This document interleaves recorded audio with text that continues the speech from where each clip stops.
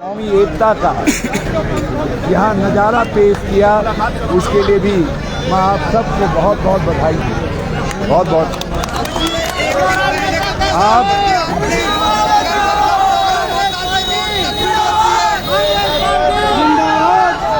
जानते हैं,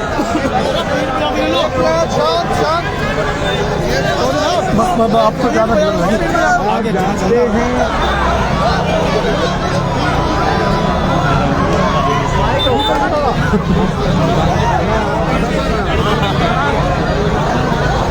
बहुत पुराना सेवक।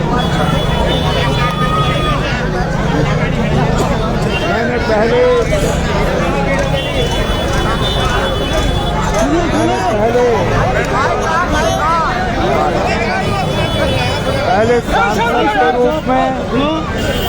पहले सांसद के रूप में और फिर इस राज्य के मुख्यमंत्री के रूप में आप सब हरिद्वार के भाई बहनों, जिसमें हरिद्वार ग्रामीण भी सम्मिलित है, आप सब की खिदमत करने, आप सब की सेवा करने का काम है।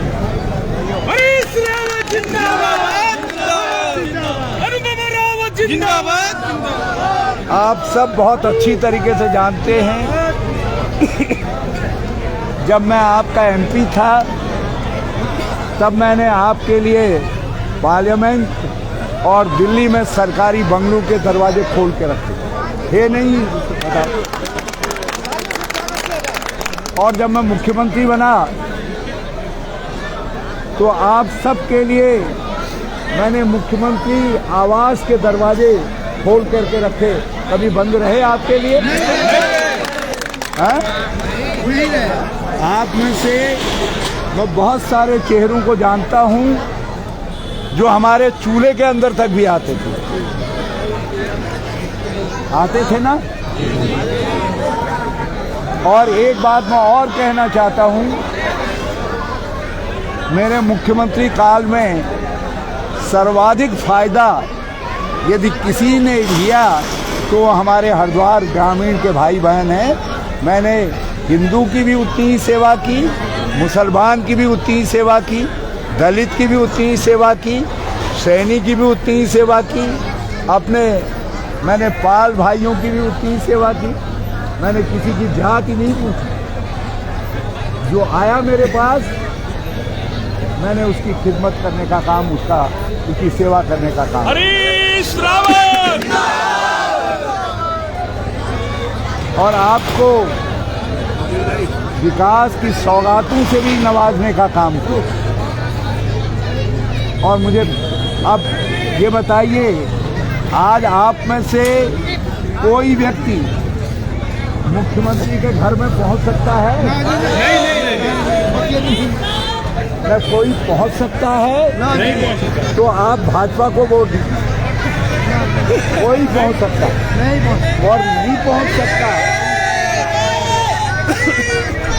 जब नहीं पहुंच सकता तो फिर जो आपकी भैया बाद में लाना पड़ेगा, जो आपकी सेवा के लिए तैयार है, जिस तक आपकी पहुंच है, आप उसको जिताते नहीं हो। और जिताते वक्त आप जाति धर्म न जाने क्या क्या देखने लगते हैं। इससे आपको फायदा हुआ है? नहीं। मैं बहुत सारे अपने दोस्तों से कहना चाहता हूँ, क्या पिछले 5 साल में इस देश की आधी से ज़्यादा आबादी लोग डर और दहशत में रहे नहीं रहे? आपको कभी हरीश रावत से डर लगा? नहीं। और आज के विधायक से आपको डर लगा या नहीं लगा, बताओ? हाँ जी। अरे आज के विधायक से आप तो आप हैं, यहाँ की नदियाँ भी डर गई, पीली और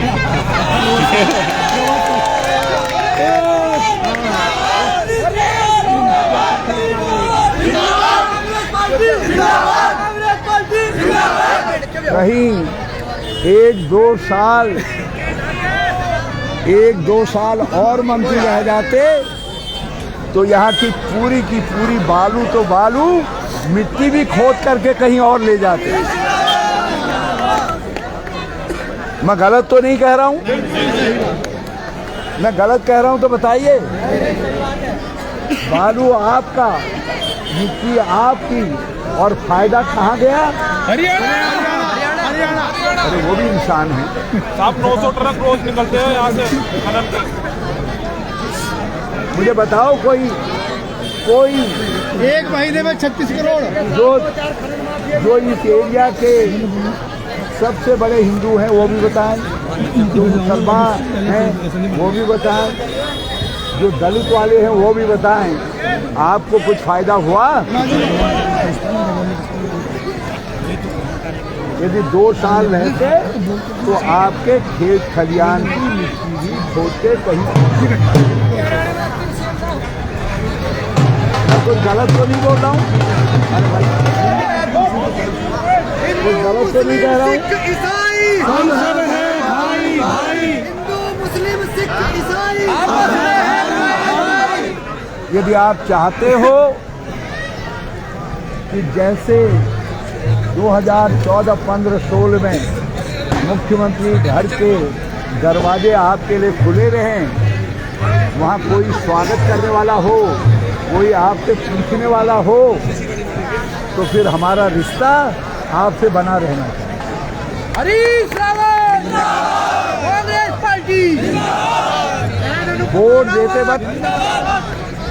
देते वक्त कोई और रिश्ता निभाओगे और काम के वक्त हरीश रावत रिश्तेदार हो जाएगा, आपका कैसे हो सकता है? अनुपमा रावत। पिछले 5 साल में 2070 में मैंने वन गुजर भाई हैं, कोई पूछता नहीं था वन गुजरों के सवाल को, और वन गुजरों को मैं आगे लेकर के आया, उनके लिए लड़ा। नंगे पाँव दोपहर को मोमबत्ती लेकर के देहरादून की सड़कों पर निकले। और आज मेरी बेटी लड़ रही है, तो यदि वन गुजर भाई कहीं और देखेंगे, कुछ देखेंगे, तो मुझको जो तकलीफ होगी, इंसानियत को भी तकलीफ होगी। अनुपमा रावत जिंदाबाद, हरीश रावत जिंदाबाद, ग्रामीण की बेटी जिंदाबाद, हमारी विधायक जिंदाबाद। टीवी के इस बार लोग कहते थे मुझसे, वहाँ सभी जाति हैं, गढ़वाल के भी हैं, सैनी भाई भी हैं, मुसलमान भाई भी हैं, हिंदू साहिबान हैं, सब मुझसे कहते थे कि साहब हम तो लाभांश में, हम तो इंसानी नहीं हैं। 6 महीने 8 महीने हम इधर भी नहीं आ सकते हैं। हमने उतना बड़ा ऐतिहासिक पुल बना करके दिया, क्या आपको नहीं लगता जो इंसान आपको जोड़ने के लिए पुल बना सकता है, उसके लिए आप 1-2 वोट नहीं जुटा सकते हैं? बताइए मुझे। अरे जान तक आपके नाम कर रखी है रावत जी। हारने के बाद जान भी वोट चाहिए भाई। हारने के बाद मैं एक कमजोर वर्ग के गांव में गया। मैंने केवल इतना पूछा, मैंने कहा मैं हार गया हूं, अब भी आपकी कुछ सेवा कर सकता हूं, क्योंकि उन महिलाओं को मैं देखते ही पहचान गया। वो हर 15 दिन मुझसे मुख्यमंत्री राहत कोष से कुछ न कुछ पैसा ले जाती थी। मैंने उनको पहचान लिया। मैंने कहा लाओ आज भी कुछ देना है, मैं दे देता हूँ आपको, कुछ मंजूर कर देता हूँ। तो 2 औरतें रोने लगी, कहने लगी हमको इन्होंने क्या क्या नाम से भटका दिया, और हमसे कहा कि हमको वोट दो, हम तुमको सोने से लाद देंगे। मैंने कहा जिस दिन लद जाओगे उस दिन मुझको भूल जाना, जिस दिन नहीं लदोगे तो मुझको याद करना। हमने गरीब के साथ खड़े थे। आज मैं तो नहीं चाहता था, मैं साफ कह रहा हूँ, मैंने बेटी से भी कहा, मैंने कहा बेटा हम दूध के जले हुए हैं, अब आज भी हरिद्वार के लोग हमारी इज्जत करते हैं, ये बहुत है। छाछ के जले न दूध के जले, छाछ को भी बेटा सोच समझ करके पिए। लेकिन इसने आपकी सेवा में 2009 से काम किया है। कोई नेता बता दो यहाँ का हरिद्वार का जिसने इतने लंबे समय तक आपके साथ जुट करके काम किया है? कौन सा घर है हिंदू मुसलमान सैनी, हमारे तेली भाई, दूसरे भाई, बनगुजर भाई, जिसके घर में मेरी लड़की ने जा करके उनके बुजुर्गों का सम्मान न किया हो, कोई है? तो जो लोग सेवा का पुरस्कार नहीं दे सकते हैं, लोग ऐसे भगवान को भी नहीं पूछते हैं, ऐसे खुदा के मंदिर में भी माथा नहीं टेकते लोग। यदि पुरस्कार न मिले, उसको कुछ शाबाशी न मिले, तो लोगों को लगता है तो दिया ही नहीं, मेरी दुआ कबूली नहीं हुई, मेरी प्रार्थना कबूली नहीं हुई। तो आज आपके सामने मैं विनती करना चाहता हूँ, हिंदू भाई से भी, मुसलमान भाई से भी, दूसरे भाइयों से भी, हम केवल इंसान हैं और उस इंसान के नाते हमारी प्रार्थना है कि हमारी प्रार्थना को आप स्वीकार करिए, हमसे रिश्ता बनाए रखिए। ताकि देखो कांग्रेस आ रही है, मैं सब लोगों से कह रहा हूँ, हरिद्वार वालों,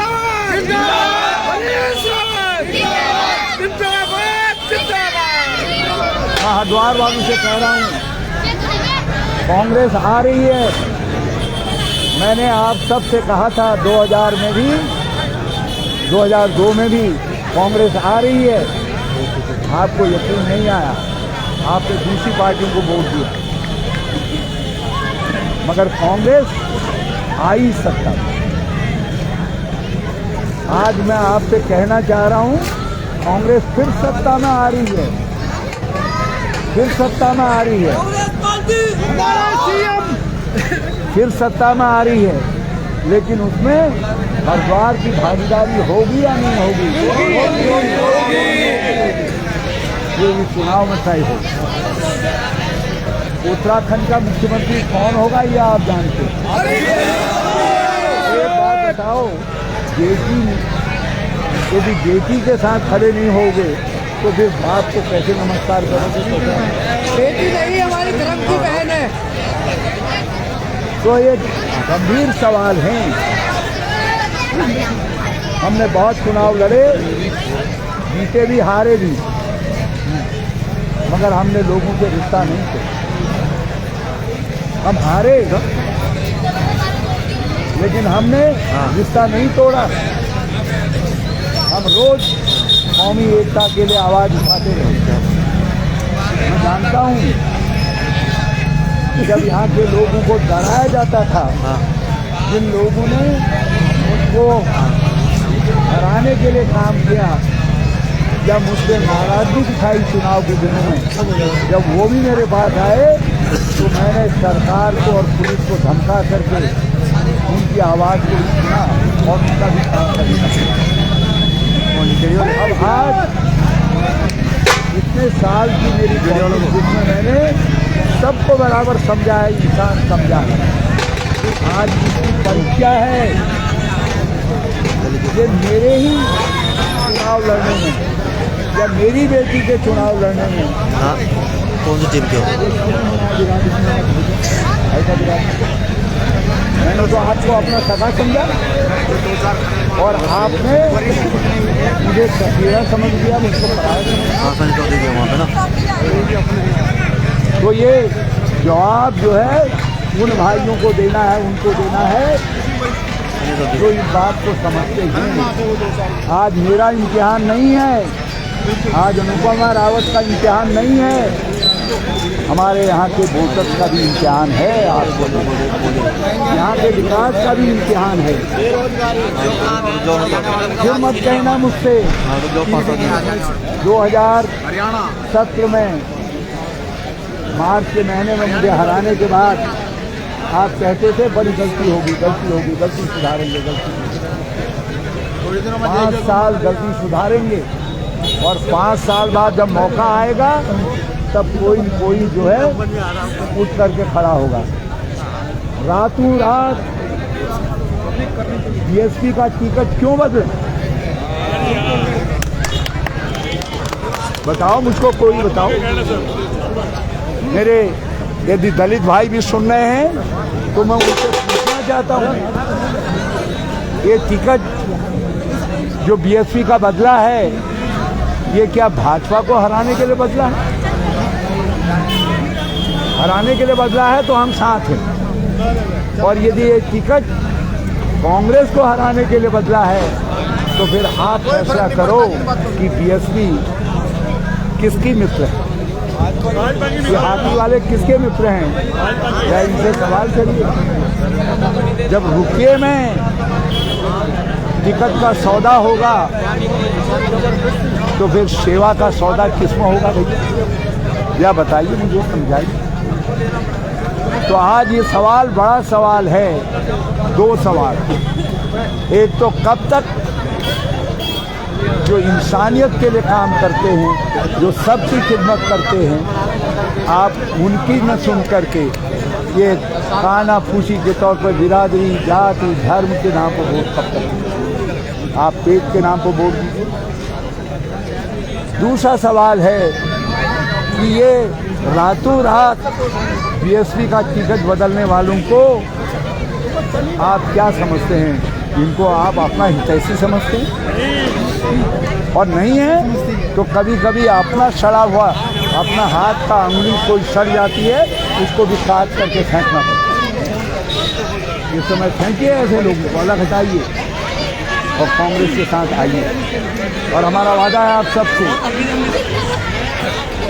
पहले जो योजनाएं चलाई थी वो चलेंगी, विकास भी होगा, हमारे नदी खतरा स्टेट का भी विकास होगा, लालधाम में तहसील भी बनेगी, हमारी हम इस एरिया में एक और पुल भी बनाएंगे, मोटा वर्ग से लेकर एक सड़क भी निकालेंगे ऊपर और पैरेलल सड़क निकालेंगे, पानी का बड़ा सा तालाब भी बनाएंगे जिससे जो पानी की समस्या है इस क्षेत्र के अंदर उसका समाधान हो सके, आपकी खेती अच्छी हो सके, उसके लिए भी काम करें।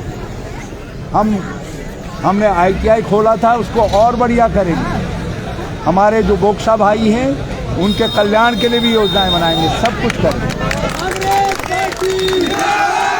मगर 4 काम हमने कहा है, कांग्रेस ने कहा है, हमारा घोषणा पत्र आ रहा है 2 तारीख को, परसों प्रियंका गांधी जी निकाल रही हैं, उसमें हमने कहा है कि उत्तराखंड के सम्मान में, उत्तराखंड के सम्मान में 4 काम 4 धाम, और ये 4 काम 100 कामों में से 4 काम मैं आपको गिना देता हूँ। हमने कहा है कि हम 5 साल में 4 लाख स्थायी रोजगार पैदा करेंगे ताकि आपके बच्चों को काम मिल सके।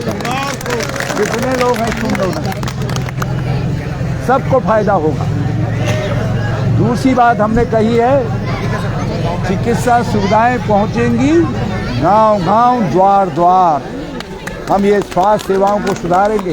कोरोना में जैसे आपको मरने के लिए छोड़ दिया, उस स्थिति को बदलेंगे।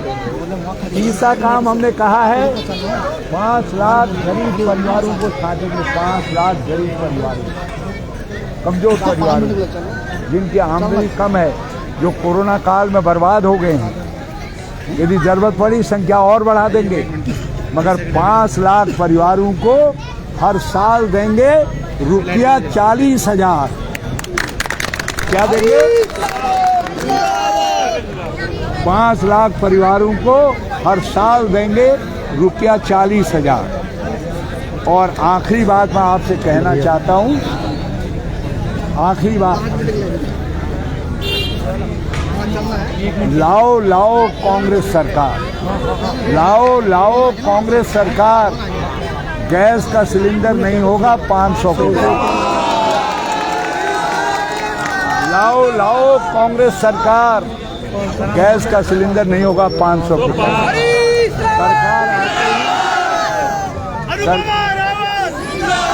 सरकार आते ही 100 यूनिट बिजली पहले साल फ्री और दूसरे साल 200 यूनिट बिजली फ्री करेंगे। जितने सरकारी पद खाली हैं 28,000 उनको भरेंगे, 3,000 पुलिस के पदों को भरेंगे, 1,800 लड़के और 1,200 लड़कियों को पुलिस में भर्ती करने का काम करेंगे। मुझे पूरा विश्वास है कि आप गांव-गांव, घर-घर हमारी इस बात को पहुंचाएंगे। मैं आप सबका हृदय से बहुत धन्यवाद करता हूं।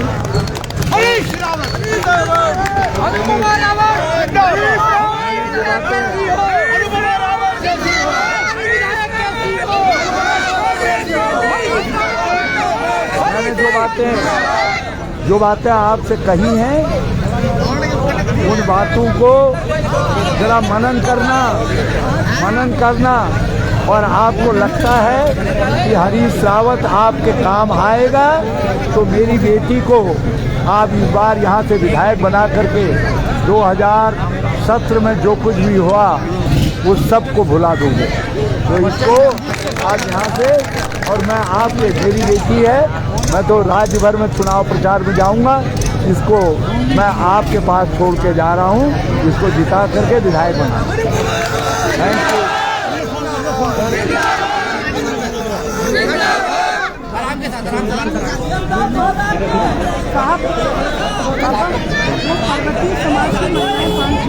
ये 5 मिनट का समय, यही 5 मिनट। चलो तो गिर गए।